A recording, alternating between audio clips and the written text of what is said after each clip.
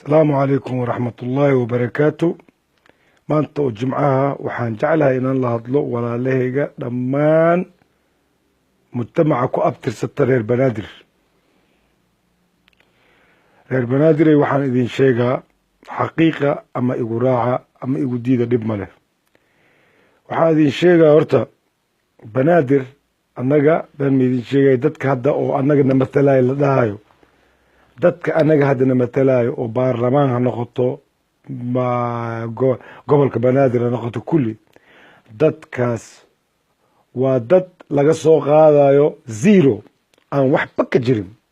xaqiiqa markaan idin sheego, aniga waxaan soo arkay xamarna waa jiri, waxaan soo arkay dad walaalahayga ee runtii wallaahi alcadiim oo arrimaha reer banaadir naftooda u huraayo xataa. marka waxaan dhihi lahay horta dadka baarlamaanka noogu jiro iyo dadka gobolka iyo kulli lacagay ku tageen, laaluush ay ku tageen, sababtoo ah haddayna matalayaan reer banaadir, annaga badi xamarweyne shingaaniyan degnaa. ilmaheeni miiskaas malaygay banooni ku dheelooyaan iyo malaay gaadoway ku jiraan. hal wiil reer banaadir ah maalin kastaa turkiga, uganda, masar waxbarasha dad loo diraa, hal wiil reer banaadir ma ku jiro. jelaani nuur ii karoo baarlamaanka joogo beledweynu tagaa, uu dhalinyaro kasoo wadanaa, uu diraa dhinaca hooyadiis. walaalkiisa gobolka banaadir uu joogaa, reer hooyadiisu wax u taraa.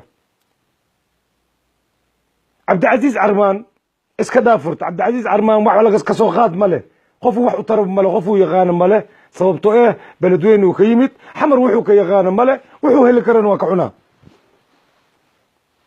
haye maxaa kuu heri?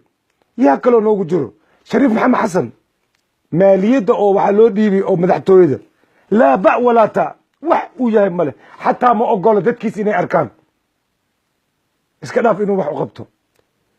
waxaa kuu heri shariif sayid xabiib oo baarlamaanka m b ka ah, maba joogabo, naag talyaani uu qabaa, mid lacagtaas uu qaadinayo waa buxooya. marka maxaana loo qayaanaa masaakiintan reer banaadir? maxaa loo qayaanaa oo magacooda loo matalaa? ilaahay inaad ka cabsitiin. tan labaad, aniga waxaan idin sheegaa maanta reer banaadirey wallaahi maanta garab loo baahan yahay. garab haddaad runta rabtiin, maanta walaalkeena, labadeena walaal, maxamed mukhtaar beeley, cumar shariif jeek, wallaahi reer banaadir nin way u dhimanayaan. iyagoo nin reer banaadir maanta shilin siinaynin ay nafsadooda maalin kasta riski ugu jirtaa. cumar shariif jeek waa aragteen 24 saac wuxuu u doodayaa, u dagaalamaa banaadir. maxamed mukhtaar maalin kasta dayaaraduu saaran yahay, lacagtiisuu ku saaran yahay.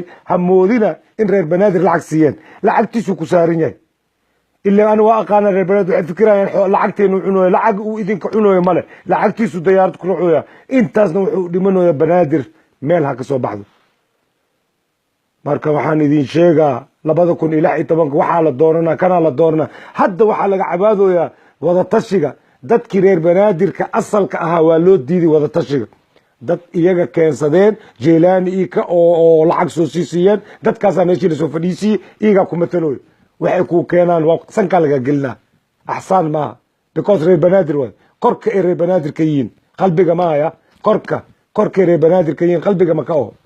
marka waxaa idin dhahaa taageero buuxo wallaahi maxamed mukhtaar beeley, cumar shariif jeek iyo mufti. waxaan idin dhahaa adinkana saddexdiina ilaahay ka cabsada, amaana birakbatikum. reer banaadir waa idin dhiibteen, ilaahay ka cabsada, booska ka soo baxa. war maalkan waa dhammaana, magac ka taga. lacagtan waa dhammaanay wallaahi alcadiim. ninkii khadaafi ahaay $3 trilyan dhulka laga jiiday. dhulka hadday lacag wax tarayso lagu badbaadayo waa ku badbaadi lahaa. ma fahanteen?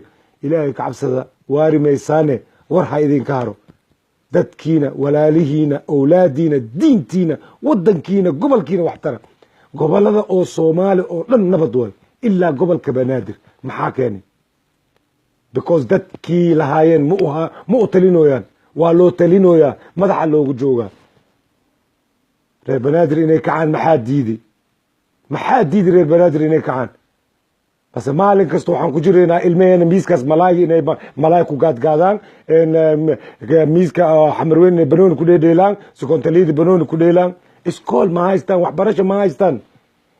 wallaahi alcadiim ilmo waaweyn waxaan soo arkay magacoodii qori karin xamalayna kula joogaan qabiilada kale ilmahoodii ilaa turkiya loo soo dirooya yaa usoo dirooya mataqaani embiyada baarlamaanka ugu jiraan waay waxbarashaa soo baxay qabiil kasta kistiisa waa qaadanaya laakiin reer banaadir jaylaani iyo shariif maxamed xasan iyo shariif sayid waxay soo qaadaan beledweyne dadka keenayaan kuwa kale shariif maxamed xasan iyo shariif sayidna daday lacag ka qaadanayaan xaq miya aawi dadkii meesha u fadhiisata aawi reer banaadir ama taloosaye aawi dadkii reer banaadir marka ittaqullah adduunka waa ka tegaysiin wallaahi jaylaaniyow maanta maalin ahena ka shalaynay shariif maxamed xasanow si fiican aan ku aqaanaa si fiican adna waa ii taqaanaa ilaahay ka cabso sayid xabiib isku cid aan nahay weli ilaahay ka cabso runta ilaahay ka cabsada wallaahi ninka runtan ii sheega waa nacdiine ilaahay ka cabsada tuqullah ilmaha jidka jiijiifaan koodka ma barteen koodka mara wallaahi alcadiim cabadii